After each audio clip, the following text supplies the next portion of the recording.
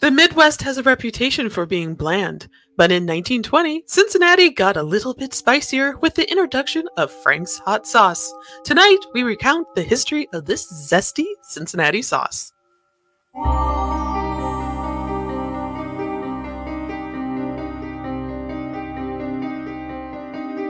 Hello, everyone, and welcome to the zesty edition of the Cincinnati Cabinet of Curiosities presents the Hometown Haunts podcast. I am your host, Kat Cloco, and tonight with me, I have Jen and Christina in the wings. It's been a long week. It's only Monday.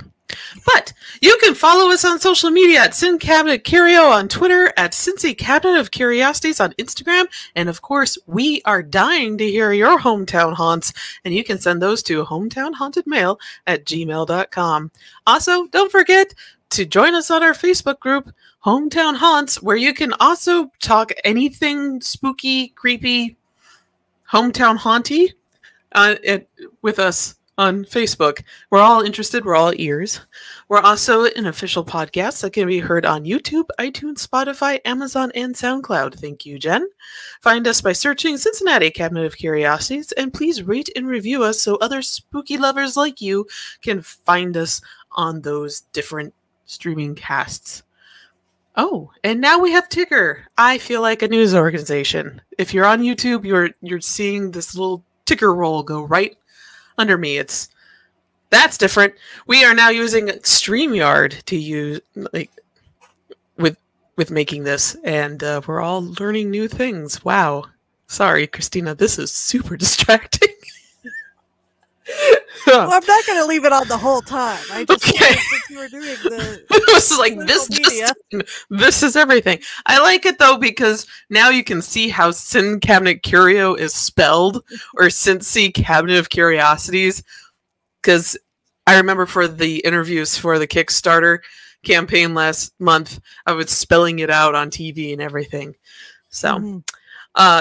More about our Kickstarter. It's completely funded, and it actually went over funding. So yay! Thank you, everybody. We made issue 3 a reality. So we're already working on that, as well as finishing the book layouts so they can get sent to the printers sometime soon.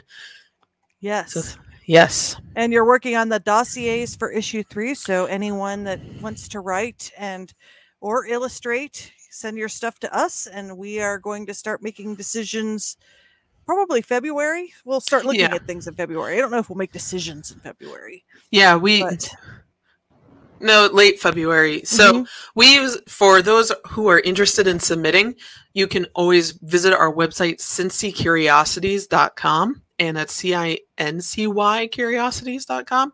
And we will have information about the application process, when they open, when they close. It generally is going to open in January and close at the end of January. And then we evaluate everyone's submissions in February and send out the reject and decline emails in mid to late February. Oh, that's like the Great British Bake Off. You're like, you get to announce who's Star Baker and then who goes home that week, and it just feels like that when you're writing those emails. It's not. We take no joy in writing those. I don't want to call them rejects, but if we can't put everything in the book, there's just too few of us to make a bigger book than what we already have. Exactly, but we could always save you for issue 4. yeah. Well, I mean, you just never know. Or there's a new list each year, and this hopefully will be a yearly thing. So archiving so many of the interesting stories like we have this evening on spicy hot sauce. Yes, spicy hot sauce. I discovered with doing the research for tonight's show numerous other foods besides Pringles that were invented here. So we have topics for future shows in season 3. So, Christina, do you want to tell our listeners a little bit about our break that's happening and then season 3? Just give them a little warning. Yes. Notification. We have one more episode that we're going to be recording in 2021, and that will be next week with the writer of Haunted Hamilton, Ohio. Yeah, and it's going to be so we'll be talking everything Haunted Hamilton next week. Not Hamilton the musical, but Hamilton, the small town north of Cincinnati. Yes, the great old mill town. Although it might be nice if they made a musical about that as well, but I'm not holding my breath. Yeah, that would be interesting. I think they should have a musical. Yeah, it makes information a lot more interesting. So but we will be back in January of 2022. We're taking an end of year break to just catch up on things. We've got our Kickstarter to fulfill and getting all of that together, and the holidays. And so we're just going to take a short break and then start fresh with issue 3 and with season 3. So a couple things going on in January, and I think that'll be nice. Of course, you can catch up if you've missed any episodes. I mean, we'll have 53 you can listen to. And as I said, we'll start fresh. If anyone has any haunts, though, we will still be checking emails. So please do keep sending emails with your personal haunting stories. And I know I've had a couple people email me some topic ideas for next season. So we might even be doing some of those. A lot of people have had clever ideas. Yeah. So, and that's one thing. We'll be putting together our spreadsheet of episodes for 2022. So this kind of lets us refuel. Yeah, it does. I'm going to fill up with pumpkin pie. It'll be delicious. Yes, you're going on a fun road trip. Yeah, we'll be going on a road trip. I will be taking photos. We could talk about it when we come back in January. I was thinking of The Simpsons when you said your road trip, where they went to Itchy and Scratchy Land, and all the radio stations were like different types of Bible banging stations. And at the end of their trip, and like they had the top 40 version, and then they had the fire and brimstone version, and like all these different versions. And when they get there, they said, "Let us never speak of this again." Okay, on that note, don't tell anyone where we're going. No, I'm not saying anything. Suspense. Yeah. but you're saying never speak of this. At least now you have satellite and you have Audible in a lot of ways you don't have to be at the mercy of radio stations in the middle of nowhere.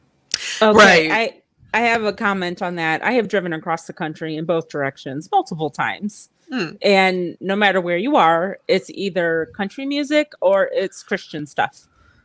It's religious stuff. So, and I was doing it at a time where we didn't have the smartphones, and we didn't have, if you didn't have that little tape deck thing for your CD player, you were out of luck. You were hosed. Yeah. Yeah. So what did you do? I had a CD player with the little tape thing. Or I made myself my own mixtapes. Yeah. And I would listen to those because I'm not listening to country music for 8, 9, 10 hours or trying to find one good song, and then in 2 seconds you're out of range and it's gone. Yeah. That happens a lot. Yeah. We'll be listening to a lot of audiobooks, and now comes the great debate of which audiobooks are we going to listen to. I think Saucy. Yeah, Scalzi. So Mike's interested in that. I think we're also just going to listen to Good Omens again. Oh, that's always a good one. Yeah. There's a new Audible version that's fully acted too. Okay, that may be what we go with. Okay. Yeah, and we've already downloaded the full Ghibli movie set for Sai. Because somebody is very interested in My Neighbor Totoro. And I have seen it 40 times now. Wow. Not all with Sai. But when I used to teach Japanese classes, intro into Japanese, My Neighbor Totoro is a very easy movie to understand. Mm-hmm. So I saw it 30 times just teaching. Yeah. And then I think I've seen it in the past month an additional 10. Aww. Wow. And other really good Audible things are Sandman. They have the new Sandman and then the first one, which is also fully acted. Oh, okay. And it is so close to it's so close to the comics you can actually follow along with your Sandman comics. With the first one, I haven't listened to the full version of the second series yet. Yeah. And it has John McAvoy. Of course, Neil Gaiman does the introductions, or he's the narrator actually, and they have a really nice all-star cast in the Sandman version. And I forget who's in the new Good Omens version, but that's also fully acted. It was just released on Audible. Yeah. Yeah, I will look into both of those. The trick is finding stuff that if Cy listens to it, he's not picking up names and words. Mm-hmm. So that's the only trick. But yeah, that means that all of my murder podcasts out the window. Can't listen to any of them. Like, I was listening to Murder Squad's Cleveland Torso Murders, and while making dinner over the weekend, and Mike just pops in his head, and he's like, maybe turn that one off. So, aww, yeah, it was poor sweet Mike. It is very intense when you're talking about finding random bodies, dismembered bodies around Cleveland in the 1930s. I'm behind on Murder Squad. I've been listening to Crime and Sports and Small Town Murder. Oh, I had to catch up on those. So yeah. Wow. I mean, I need to catch up on a lot of. Well, I actually listen mostly to Audible or to YouTube or British Bake Off, as you were referring to earlier. Yeah, my big comfort, British Bake Off. It's a great show. I mean, it is. It makes me want to bake cakes, although I can't bake them as well as our friend Katie can. But yeah, Katie made some spectacular cookies during the Kickstarter campaign. Oh yeah, I like the royal icing that she made. She made these nice sugar cookies, for those who didn't see them, that had Natty Skull on them and a few different things from the books. And there were nice sugar cookies with royal icing decoration, and they're fantastic.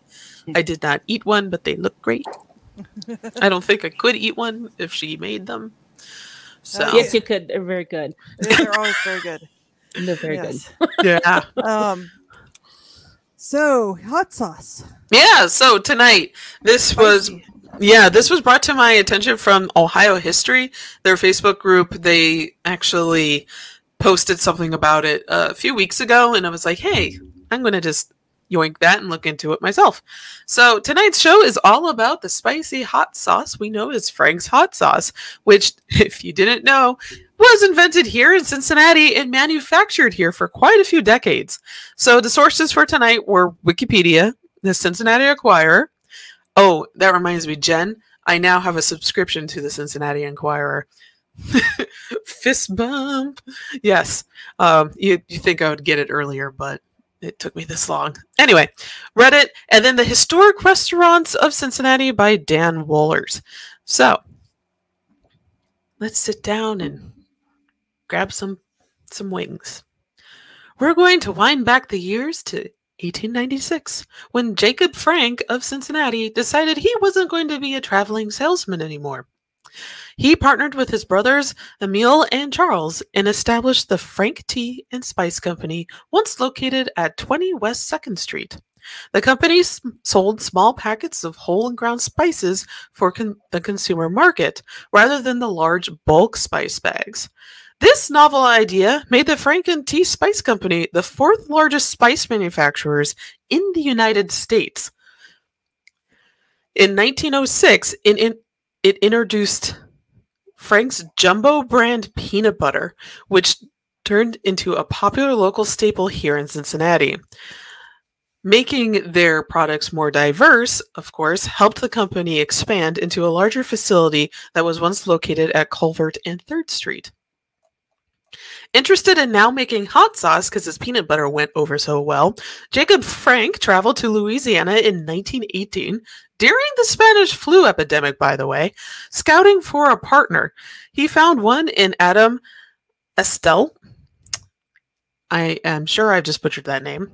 A man from a Cajun family who knew his way around spices. What makes Frank's hot sauce different, at least back in 1918, was that it didn't use Tabasco peppers in the sauce, instead using cayenne peppers. Tabasco peppers, of course, are used in Tabasco sauce. They set up a pickling plant in New Iberia, Louisiana, to process and cure the peppers. This included aging the peppers in oak barrels in a cocktail of garlic, vinegar, salt, and other secret spices. Once cured long enough, the peppers were sent to Cincinnati in the barrels to be mashed, heated, and then bottled.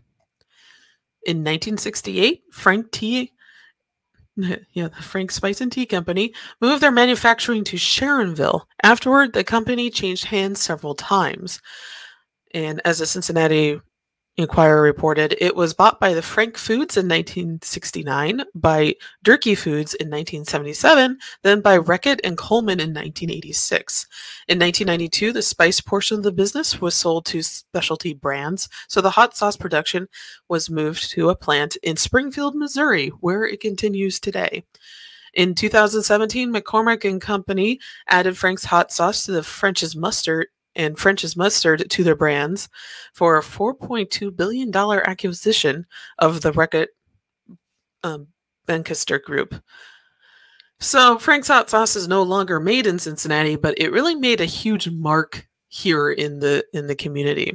It actually has a really huge following, especially for the millennial and younger crowds right now. The Frank Tea and Spice Company even made a special Dusseldorf-style mustard that was served at Crosley Field by the Reds, which contained the spicy red hot sauce. It was served exclusively at Crosley Field. However, there was a cousin Dijon mustard that the company made, Mr. Mustard, should anyone outside the baseball stadium want to add a zesty pep to their sandwich or brat. The mustard was discontinued after the Reds moved to Riverfront Stadium in 2003, and they have never found a suitable replacement, according to some fans. What really put Frank's hot sauce on the map happened on October 24th, 1964, at the Anchor Bar in Buffalo, New York. That night, at the Anchor Bar's owner, Teresa Bellissimo, needed to whip up some late-night snacks for her son and his friends. She took some chicken wings that she usually used to make chicken stock, deep-fried them, and then added some Frank's hot sauce and served it with a side of celery and blue cheese dressing. As so the legend goes, this is how buffalo wings were born. Afterwards, Frank's hot sauce started selling like hotcakes because buffalo wings became extremely popular. And at one point, they were bottling 72,000 bottles a day here in Cincinnati. So, since the weather is getting chilly out, may I suggest a platter full of buffalo wings with Cincinnati's signature zesty sauce. Enjoy. And we're back. Yay! That's fascinating. Who knew? Yeah, that is interesting. Yeah, just a little zesty history for these chilly fall nights. No, I like some of this weird eclectic history kind of mixed in with the scary stories. Yeah, not everything needs to be spooky all the time. Although you could come up with a scary story for hot sauce. That's true. That's true. Ghost peppers, you know. Yeah, so that was something when reading through there was the Reddit posts. I love the comments that people had, which was the number one comment was Frank's hot sauce is not really that hot. In the Scoville levels, it's one of the lowest. Like it ranks with sriracha, and it's basically a spicy ketchup compared to things that are made today with ghost peppers. And that's true. But in 1920 and in the early 20s, when it was first distributed, it was a spicy sauce. Considering, at least here in Cincinnati, a lot of the food was German. And that is not something that comes naturally to German food. Most European food is not spicy at all. I mean, no. Most of it's, I don't want to say it's bland. Most of it, though, not very little of it is hot. Yeah, you're using oregano, sage, rosemary, salt and pepper to season your foods, and then sometimes dill if you're being experimental. But I love the idea of dill being experimental. Yeah, well, ranch dressing, but yeah, it's. I like how this hot sauce came onto the market and immediately just took everybody. It was very, very popular, and it was being put on brats, hot dogs, sandwiches, and then eventually chicken. And I never even thought about buffalo wings being invented, but I guess they had to have been. you think about it, it's an area of the chicken that was kind of considered not much. It's kind of like getting chicken feet, like when you get dim sum or something. I think it's that kind of where it's got that texture and chewiness, but there's not a lot of meat to it. Yeah, like it was relegated to use for chicken stock, like making soups and bases for different sauces, just like chicken feet get. Yeah. But I bet Frank's tastes good on chicken feet too. That's true. I'm not a huge fan of chicken feet, but maybe I just haven't had the right chicken feet. I don't. They can be made wrong, and then you just sit there and you're chewing it, and you're just like, "Oh, this is not as enjoyable as I wish it was." And then if you go to a really good dim sum place and they've done it right, oh, chicken feet are great. Do they have meat on them? Like I've never had chicken. Mostly skin and a little bit of probably tendon and. There's tendon and yeah, they're fine. Try it. It's like eating a chicken. Okay, pigs are good too. I do not eat meat on the bone. I realize I am a freak. You're not a freak. I say that, but I cannot eat chicken wings. I can't eat ribs. I don't like gnawing on bones, and I don't like to eat things that look like appendages. And I can't eat. I am not a fan of hot sauce. I know I'm boring. I'm so sorry. I'm old now and I get heartburn. So I can't eat spicy things like I used to. You have to eat what you like. You know, and my thing is that, I'm kind of very carnivorous because I love stuff on the bone. Like I love gristly kind of sinewy things. So I probably would like chicken feet if they're fixed right, because I love chicken wings and ribs and all of those things you just said you didn't like. So I actually prefer meat on the bone because I think it cooks a lot better on the bone than it does. It tastes a lot better. Now, okay, if someone would cut it off for me, then I don't have a problem. Yes, I am a grown woman and I still had my mom cut the chicken off the bone for me. Aww. Yes, I did. And now it falls to my sister. I mean, speaking of, one thing that was interesting was this has happened in a lot of towns, is the acquisition of Frank sauce by other companies, because one big notable thing, Cincinnati used to be known as Porkopolis, and perhaps we should do an episode of that. There's been some great artwork. I think Jeff Cease in his book on the history of Cincinnati has those wonderful paintings of the butchers that are extremely sanitized for what they probably really looked like in the early late 1800s. I forget the precise time period. Mid to late 1800s, we had huge stockyards for trains, and we Cincinnati almost beat out Chicago with the amount of train traffic we had. We just barely didn't have as much as them. So. And that was all pork products from Indiana, Kentucky, and Ohio. And if you drove on Spring Grove Avenue, where now the Rheingeist warehouse is, I assume that's also where they make Rheingeist. But there's that is actually on the grounds where Cons used to be. And I know people that used to work at Cons up to maybe like the 70s and 80s. And Cons What is Cons? Cons is who made hot dogs, and they served Cons hot dogs at the stadiums. Cons is still a brand that you can buy at the store, but Sara Lee Foods bought Cons, I forget what year, and closed down the plant, and I'm not sure where they manufacture them now. A quick Google search will tell, but that's a big notable brand that was made in Cincinnati for years and part of Cincinnati legacy that no longer is here. Yeah, Cincinnati has a really deep food history. Like a lot of foods, just like with Frank's hot sauce, were created here and, like you said, later moved out. There's one exception, and we'll talk about it, which is McDonald's Filet-O-Fish, which obviously McDonald's is nationwide, but the Filet-O-Fish was invented here in Cincinnati. Really? I didn't know that. So we will do an entire episode about it later in season 3. The other wonderful things are Airheads and Slush Puppies.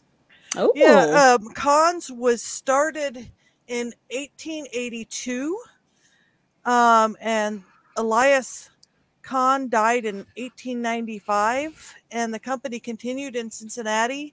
And then in 1966, the company was bought by Consolidated Foods Corporation, and 10 years later, Sara Lee bought it after they purchased Hillshire Farm.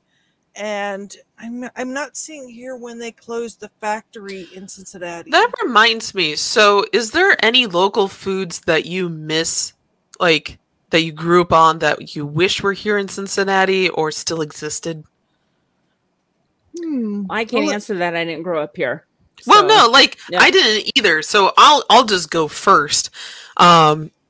The thing that I miss, and it's local to South Bend, Indiana, are Dingus Day sausages, which is the only real time I'll ever eat a sausage. I'm not a big pork connoisseur, which is hilarious. Also, by the way, the reason why our race is called the Flying Pig is because we used to be called Porkopolis. So that's the link to why the Cincinnati big marathon is the Flying Pig. Anyway, but Dingus Day is only, and I know I've talked about this in other episodes, is only celebrated in a handful of cities around really not just North America, but the northern bit of the United States. So Buffalo, New York, South Bend, Indiana, Chicago, and a few other handful of places in Pennsylvania and Illinois. And there is a special sausage that's a spice mix that only gets used once during the year. You can only buy them. You used to be only able to buy them for about a month. So leading up to Dingus Day, which is the day after Easter. And my mom would buy them in bulk and freeze them so that we could have them throughout the year. And of course, being down here, people don't know what Dingus Day is, and they also don't know what punchkis are. And that it's very German, not Polish. So those are foods that I miss. Do they still do it? They still do it. So when my family still lived in South Bend, whenever we would visit, we would buy them in bulk and because Martin's Supermarket is the local supermarket there. It's still the independent supermarket. It's not owned by Kroger or anybody. And they make Dingus Day sausages still. And they'll do them year round, but they'll freeze them so that you can pick them up at any time. Oh, nice. So, and punchkis are only during Fat Tuesday. So those are, there's a variety of them here in Cincinnati, but they're not like the ones that we make up in South Bend. So these are going to be huge pastries, like almost a cream puff, but like gigantic. And then they're filled with custard and cream and strawberries, and then they put strawberries on top with whipped cream and powdered sugar. It's about 2,000 calories just to have one. You never eat them by yourself. You always eat them in a team. And they are extremely good. The closest thing I've ever seen is Buskin Bakery will make something very similar to them for Oktoberfest. Yeah. But otherwise, the bakeries around here for Fat Tuesday will make a filled donut, like a very heavy, not yeast, yeast donut. And they call them punchki. And I look at those, I'm like, no, those are pathetic little cousins of punchki. But those are jam donuts. Those are jam donuts. Those aren't punchki. But that's funny. Well, I do have, it's not really I guess it is a food that's gone, but the first thing I'm going to say is Cons closed in 2006 when Sara Lee moved. And so apparently you can't even get the Cons brand around here anymore. It says Cons is now a small regional division of Arkansas-based Tyson Foods, and their plant closed for good in 2006 and has since been torn down. As I mentioned before, Rheingeist's I guess warehouse is there now. So it's really sad. It's sort of like it really got eliminated. Yeah, that is sad. That happens to a lot of companies, not just that make food. You sort of have these giant megacorps gobble. They're like giant fish that eat little fish and you know, take away these brands. And well, they take away a lot of the character of the city in the region when that happens. I do like it when they at least make efforts to keep regional things alive because they have the ability to do that. But I can tell you about St. Louis ones that I grew up on. Curious about those. Emo's Pizza is my favorite. I mentioned it to you before. Every time I go back to St. Louis, we will stop there and get it. And it's I grew up on it, so I love it. Not everybody likes it. I lost a tooth when I was 7 eating a piece of cheese pizza. Oh, what? Yeah, it was really loose, and I just bit down on it. And I'm like, oh, okay. Was it so hard or tough? No. So the thing is, it's really thin cracker, almost cracker-like crust. And then it's cut in squares, and then all the toppings are underneath the cheese. Oh! So not on top. Almost like Chicago deep dish, but thin crust. Yeah, it's like that thin. So the only thing here that is akin to that is Casanos. But what is special about Emo's is their cheese. It's a different kind of provolone, some sort of, I can't remember the name of it. It's escaping me, but it is a St. Louis staple. And then so is Lion's Choice. It's a roast beef place. I just think of Lion's Den every time you tell me. It's got a little lion mascot on its logo. Do they sell porn or no? No, they do not. Christina. They sell roast beef. Okay. Very good roast beef. But the thing is, they actually make it there in the restaurant. Oh, that's really nice. Yeah, and it's my sister worked there, and we go back every time for that. And then another one is Ted Drew's frozen custard. Ooh. And there used to be only 2. I don't know if it's just down to 1. And I haven't had it in a very long time, but their claim to fame is the concrete. So they would make it and they would turn it upside down. Well, that sounds familiar. And it wouldn't. Oh, no. This was before Dairy Queen. I know. And then it just wouldn't move. Right. And they used to close down in the winter, and we would go get our Christmas trees there. They would sell Christmas trees in their parking lot. I love that. Yeah. So those are my favorite things from my childhood that thankfully are still around. Yeah, that's good. Go back there and get them. It seems like Missouri has a lot of custard type places. I know there were some when we visited our friends that live in Springfield that they have several custard places that they love. So that just seems, and I don't know of any custard places in Cincinnati. There probably are some, but that seems like we have graders. Oh, yeah. They kind of take over everything. Yeah. Like in my hometown, and there's only one location left, I think. I don't think it's closed, is Bonnie Dune ice cream. Ooh. And they made the Blue Moon ice cream, which was blue, I think, raspberry flavored ice cream. Oh, that sounds yummy. Yeah. And that sound good. They were locally made, but I don't know if it still exists or not. It still did when I moved out, but that was over a decade ago.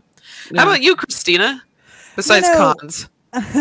Well, I don't know if cons was a favorite. I'm sad that they're no longer in Cincinnati. It's sad to see any company liquidated like that and just their brands harvested by these vampire squid companies. Sorry, that was a little bit. But anyway, this is like cons is this tiny little sardine swimming through the deep ocean. Suddenly the vampire squid comes. Yes, they kind of take all these local companies and eat them up and fire all the people that work there and then shine brilliant hues through the deep ocean. Exactly. But one restaurant I loved as a kid, I don't know if I'd love it so much as an adult, but we used to go there for our birthdays all the time, and I'm sure many people will comment on this that are listening to the podcast, was Farrell's, which was an ice cream place that was in Tri-County. It's where Haverty's is now. If you go to the mall, it's like across from the mall in Tri-County, and they were known for their very wild antics. So the decoration was kind of Victorian. They sold all sorts of wild gift stuff like garters and stuff, and it was kind of done in sort of the pink pinstripes, and whenever you ordered or it was someone's birthday, they had all these alarms that went off. It was super loud. And they had these giant sundaes that you could eat that would be for a group of people. Like they'd have 20 scoops of ice cream in them of different flavors, and the people would run in, and all the people were dressed in sort of, if you think about Kings Island in the Coney area where everybody's kind of dressed in that sort of faux 1800 style, that's kind of the style of this. So it was kind of all that style. So, you know, the outfits that the people wore, like had the pinstriping on them and the hats, and thinking about that sort of Americana from the late 1800s, that was the style that Farrell's was decorated in. And it was a really fun birthday place. And somebody had told me that before it closed, there were people that the whole reason you went was all the sirens that they played and all the to-do they made about your birthday, and people complained they didn't like the sirens, and so they stopped that, and then no one went after they stopped that. So you always have a few people that go there. Ruin it for everybody. Well, you know, you have these people that go there and say, well, I'd like it if it didn't have the sirens, when most of the people are there for the sirens and the noise and the fun. You know, it's kind of like going to a dance club and saying, you know, I'd really like it here if they didn't have the dance music. Yeah. My takeaway from that is I thought that gigantic ice cream sundae for multiple people was a thing from the movies. I didn't think it was a real thing. But you're telling me it did exist. They had one ice cream sundae, and I'm sure somebody might write us to the Hometown Haunts email or comment on one of our, you know, on Spotify or SoundCloud or whatever. They had this one ice cream sundae that was described as having to have 2 men carry it. Now, really, one person could have carried it, but it was like this big production. They'd come with this giant. It was like this thing was this wide, and they'd come. 2 men would carry it on a stretcher and put it on your table. And I think it had like 30 scoops of ice cream, so it was like for a party.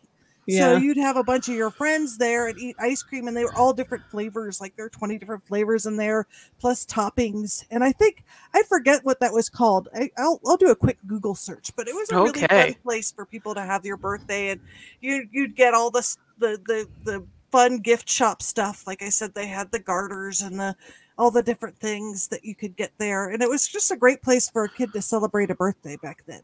Wow, it was before Chuck E. Cheese's. Well, I was just going to mention we had a place called Showbiz Pizza Place. Yeah, in St. Showbiz Louis. Pizza. Mm-hmm. And that I think my 7th birthday was there, or my 9th, somewhere around there, where you get to play skee ball and do all that fun stuff. We heard about Showbiz Pizza existing in Chicago. Yeah. So the really cool kids would drive for their birthdays to Showbiz. Old medieval times for their birthdays. Yeah. I never was one such kid. But what reminds me is if you are listening right now and you have a local restaurant or food treat from your neighborhood that you would like to share with us, please send them into hometownhauntedmail@gmail.com. I am looking forward to hearing what our listeners grew up with and what they remember fondly of. It could be of Cincinnati or your own hometown. So, yeah. Trying to see if I can find any of the old... I'm finding pictures of the menus, but none of them are high resolution enough to read them. But they all had funny names. What was this place called again? Farrell's. Farre. LLS. Did you guys have old spaghetti factories near you? Yes, we used to eat there all the time after plays. Yeah. But there was one in Chicago. Yeah. I went to that once. Yeah, that looked cool. Burger Chef. That's another old one. We never had that. My husband used to work at Burger Chef when he was young. What about Steak and Shake? Did you have Steak and Shake, Kat? Yes. Okay. We did. That was one of the few chains that made it all the way up north.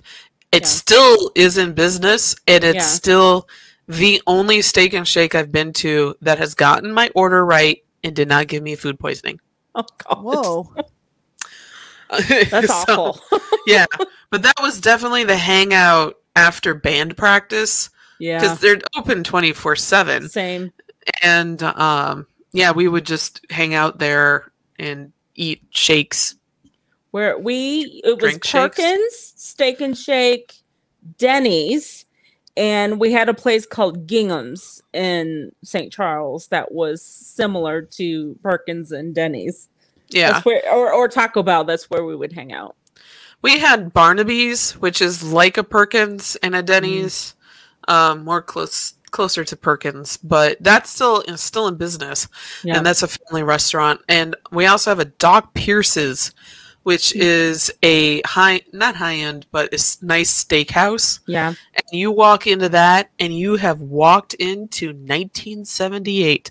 They have never changed their decor. It is all nice dark woods and this neo-colonial style with the faux Tiffany pub lamps and all that. And I look in and wood paneling everywhere. And I'm like, where are the bell-bottom pants and the ruffled shirts? That reminds me, it kind of sounds like Maury's Tiny Cove here. I think it's just down the street. That's in walking distance from my house. Isn't that Cheviot? Is that Cheviot? It's in Cheviot. So it's about a mile I had away. dinner there with Margaret McGurk one evening, and with her and a bunch of other people, and I just loved the atmosphere of it. It was totally old school. It had red booths and had nice dark lighting, and the food was really good. Yeah. Okay, so here is the Sunday I was talking about. It was called the world famous Farrell's Zoo. Our largest sundae delivered to you by 2 servers. 30 scoops of chocolate, strawberry, and vanilla ice cream with strawberry, chocolate, and marshmallow topping, topped with bananas, sprinkles, fresh whipped cream, and a cherry with a menagerie of animals. Just $65. 15-person is $79. This must be a more recent one because it's more expensive. Do they have pictures? I want to see this thing. There's apparently it was on a cooking show. Okay. But they had that. It didn't cost $70-some when I was young. Well, so God, it would have no. been the early '80s. But it's like one of their signature sundaes that they had that you could get. They had a couple other big ones too that I'm not seeing. I'm still trying to find menus from like the '80s or whatever. Man, now I want ice cream. I think there still is a Farrell's. Nope, I think they went out of business in 2019. Okay, oh no. I think that their style of stuff, but you could see like pictures of the old restaurant and how they had like the little candy shop, and it kind of had that sort of, I want to say 1800s like World Fair kind of vibe. Yeah, they definitely have an 1890 Hello Dolly Hollywood vibe. Yeah, it did. It was very over the top. Yeah, and I think if you do a search, you could see some of their giant sundaes. But I remember, having birthday parties where you got the big giant sundaes, because there were some other ones too that I'm not finding. They have a Wikipedia article. Yeah, but that was a place I used to go for my birthday, and when I was little, and it was fun. That looks fun. Yeah, mine was Showbiz or McDonald's. I had a birthday at McDonald's one year. Mm-hmm. I think that was my 7th birthday. Mm-hmm. Yeah. I had a play place. Yeah. My mom. Wow, my voice. No, right there. mine did not have a play place. Mine did. No. This was the Burger King, and it had a play place. And my mom invited all the friends in the neighborhood, and then because I love the solar system, this is the biggest act of love I think she ever did. Aww. She made a cake for every single planet, including Pluto and the sun. We were eating leftover cake until May.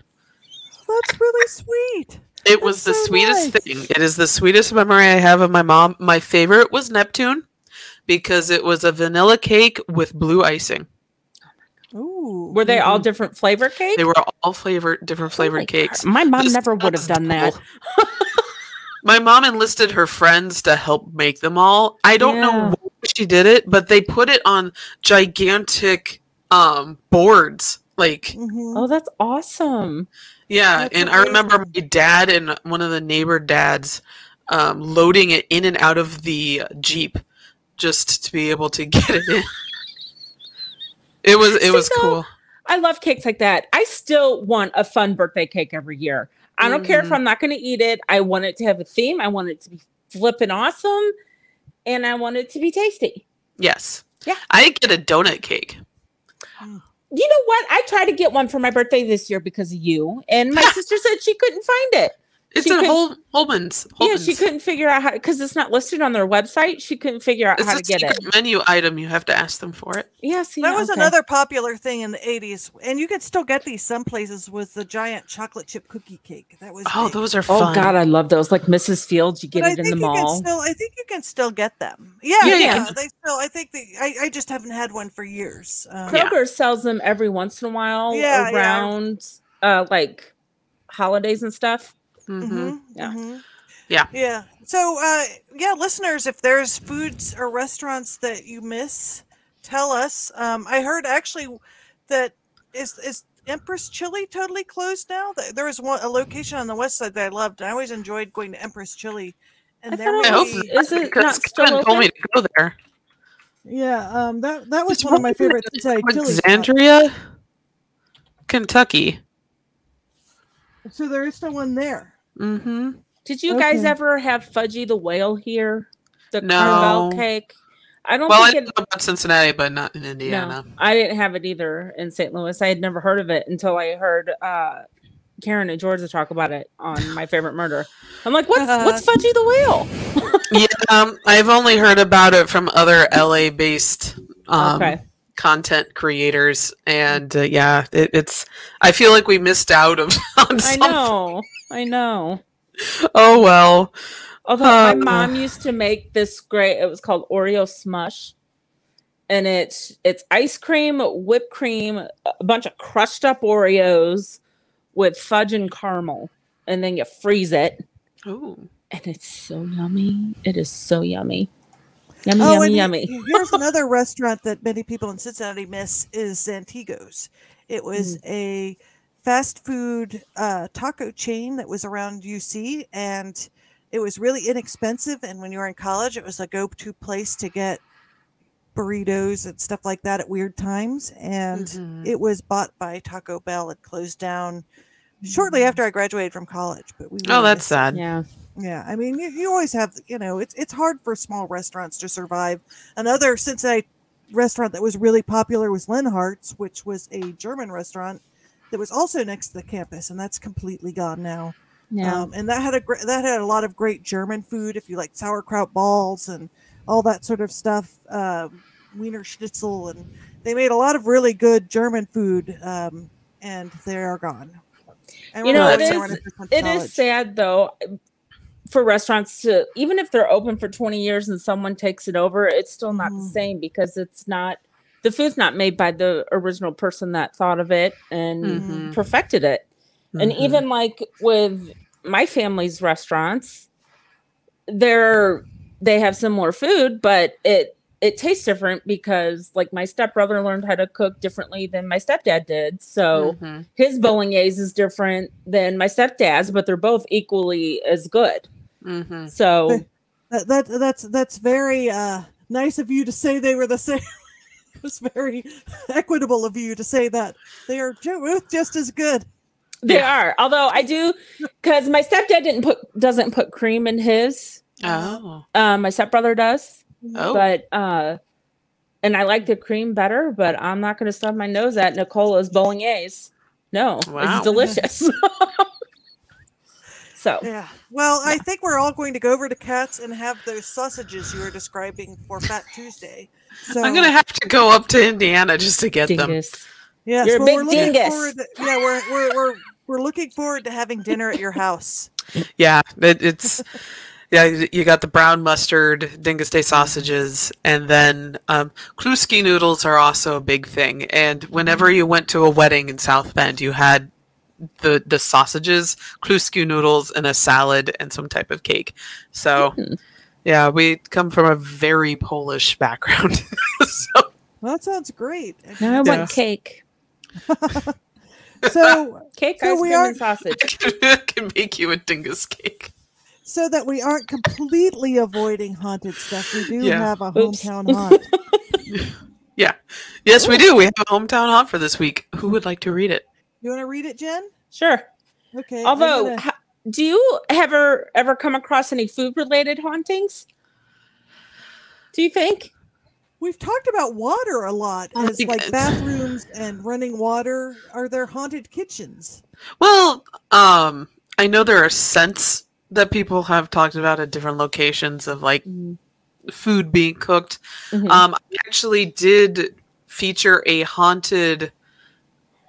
It's an inn, but their chefs would have a ghost walk through their kitchen that was one of the former owners. They would see her walk through the kitchen, and she liked to pinch the butts of the people who worked in the kitchen. Oh, that's a great story. That's inappropriate. It's very inappropriate, but ghosts aren't always appropriate, are they? Nope. And so, yeah, you can have a haunted kitchen. It's not impossible. Like, Writer's Inn, which is up in Painesville, Ohio, Susie or Suzanne is the ghost there, and she's been seen all over the place too. She's a former owner. Yeah. So interesting. Also, happy birthday, Katie. Happy birthday, Katie. Yes. All right. This one is from Katie, who just had her birthday this weekend. So happy birthday, her 39th birthday. I was driving home alone from a roller derby tournament in St. Louis, probably 8 years ago now. I used to make some risky decisions about overnight driving, so it was probably about 2 or 3 a.m. and I couldn't go on any longer. So I got off on an exit outside of Indy and got a room at a motel. I did a minimal check of the room for murderers, collapsed in bed, and turned off the light. As I was relaxing and getting ready to fall asleep, suddenly a lamp across the room turned on. It was off when I came in, and I didn't touch it at any point before this. So this is how I'm going to die, I thought to myself as I lay there in bed. Eventually, I worked myself up enough to get out of bed, turn on the light next to me, and turn off the lamp. Then I put on the TV and looked for the stupidest thing I could find, which I recalled ended up being Deuce Bigalow, Male Gigolo, because I figured that no just universe would let me die watching that mess. Anyway, I eventually fell asleep, survived the night, and stumbled out of the hotel and made it home the next morning. Oh, wow. Oh, wow, Katie. I'm so sorry. I don't know how she stayed in the room. I would have been like, no, I'm awake now. I've done exactly that at hotels. Like, found the stupidest thing on.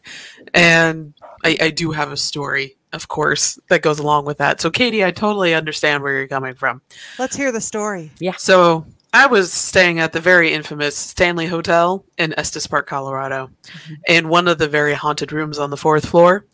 And I walk in, and there's 2 little kids that are very obviously dead, just sitting on my bed. And I'm like, great, this is great. And I turn on the TV, and the only way I could sleep while I stayed at that hotel is if they got to watch reruns of the Brady Bunch and the Munsters on Nick at Night. So that's what we did. I was like, okay, if I turn on the TV and turn the volume down very, very low, will you not wake me up or anybody else in the building? Do not turn the volume up. It's as loud as you need it to be. And they're like, yeah, we'll be fine. Aww. And that's what I did for the I think the 2 or 3 nights I was there.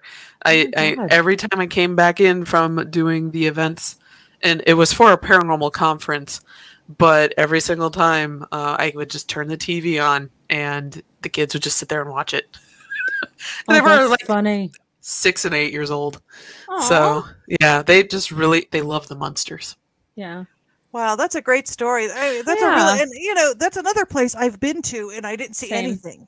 I've been to the Stanley Hotel. I've been to the hotel where they, close to Mount Hood, where they filmed the Kubrick version of The Shining. I've been to both places and didn't see anything. Yeah. Yeah.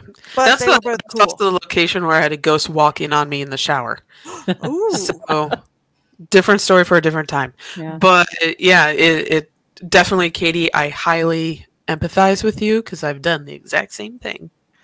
And I think Jen would say next time you drive through St. Louis, go to that Lion's Choice and Emos.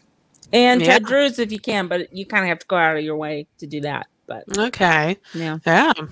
At least some Lion's Choice and Emos are right off. You can get them right off the highway. Oh, nice. That's handy. Nice.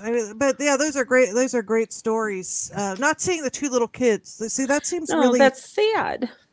That seems really creepy. I don't like seeing ghost children, but they really like me because I'm very lighthearted. I think. Yeah, I think not childish, but playful. So whenever we go like on investigations and there's children ghosts, they tend to hang around. Because they're just like, hey, this is somebody who's playful just like us. Usually children ghosts are playful. How do they end up in a room, in a hotel room? Like, or maybe are they associated with the hotel or? So there's various different reasons why children ghosts can stay. So in that particular place, Stanley Hotel's always been a hotel. So they're probably just kids that had a really good time during their lifetime when they would visit. It was a health spa. But families would visit and kids and their nannies would stay on the 4th floor. And while the rest, like their parents and everybody would be on the 2nd and 3rd floors. And then there's an auxiliary house or hotel area building next to the building too. So the kids were all on the 4th floor. It's just full of nannies and children. And most of them are either residual, as in they're just kind of an imprint. And then you do have a few that are intelligent kids, like the two that were in my room. And they're just ghosts that had a good time at that hotel in life and just stayed there. Yeah. You don't necessarily have to haunt the location you die at.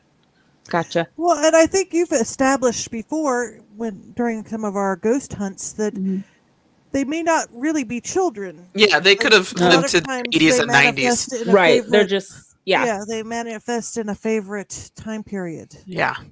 Like, I'm definitely haunting at an age of 22. When I'm dead, I'm staying 22 forever. But I am no longer 22 right now. But well, that's a good point. You pick your best time that you, you know. So it would be, so you probably do often see ghosts that are very old too. I suppose you can. Ghosts could. I'm thinking of 2001: A Space Odyssey, like where you see people at all different ages. I'm wondering if sometimes you see ghosts manifest at different times of their life, depending on what the circumstances are and what kind of haunting it is. Yeah, like when we were at the Benninghofen, usually Wilhelmina is shown in being in her 20s and 30s when she was living there at the very beginning. But I saw her when she was 6 for goodness knows what reason. But that's how she showed herself to me. And I was like, okay, that's a choice. Yeah. But she was dressed almost exactly the same. It was just children's wear instead. Huh. So yeah, and other people have seen her as an adult, and I'm sure there's people who have experienced her as an elderly lady as well. And so it's however they feel the most comfortable, and also I get the feeling that sometimes it's how they come off the most approachable. And I will also note that when I do see spirits of the dead, they don't show me how they died. Like, they're not all grisly, like missing half a head or anything like that. The only time I ever saw anything like that was when I was at Gettysburg and in Antietam. But was that necessarily the ghosts or like the projection? That's a lot of projections, which is it's a topic for a different day. But season 3. because yeah, so what you might be seeing if you see sort of more grisly images might be somebody's impression of what they saw. Yeah. So you're seeing their trauma. Yeah. Like I said, we can talk about Gettysburg in season 3. I saw a lot there. This is a teaser. We can talk, it would be cool road trip. That's all I'm saying. Well, you have talked about Gettysburg. Not frequently, but not in depth or yeah. Okay. But I mean, Cincinnati has a Civil War past, and we really haven't touched on it yet. And so, yeah, and Gettysburg is a fun. That's a strange way to describe it. That's the wrong word. That's the wrong word. It's interesting. Yeah. It's an enlightening place. It is not fun. That was me being tired. Place to go visit. Very just on its own. It's very respectful of what happened there. But when you go with somebody who knows where all the hauntings are, then suddenly the war becomes a lot more real. Yeah. So and a lot deeper, I'm going to say. You start seeing the actual trauma, because you can read about it and interpret it only so far, but when you're with a spirit medium who is describing the things they're seeing on the battlefield, suddenly it feels a lot heavier. So yeah. Well, that definitely is something to think about for season 3, and anyone listening, if there's things you're interested in, we can do episodes on them, like perhaps doppelgangers or No. or maybe not doppelgangers. Maybe we need to come up with a safe word for Jen. Yeah. I don't know what that would be. Yeah, well, you have till next season to think of it. And get your vaccination so we can go on field trips. Yeah. Yes. Get them so I can visit my mom again. Yes. Yeah, so definitely more field trips hopefully next season, and we'll be talking about the next issue and how that's coming, and we're really excited about preparing all this stuff. So we'll be like kind of doing our elf thing, packing up boxes and printing our new comic out and all that fun stuff. I just ordered hundreds of boxes for our new comic. Yeah. Hey, I will be more than happy to help you with that stuff. Yes, we'll help you this time. You won't have to do it alone again. That sounded traumatic. Just the amount of stuff that you had to do to post it all. Oh, well, on that note, thank you everyone for joining us on this zesty and flavorful.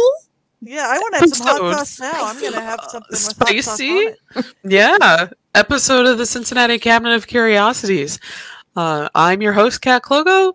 Joining me is Jen Kohler, Christina Wald, and hopefully all your local stories of hometown haunts and tasty food.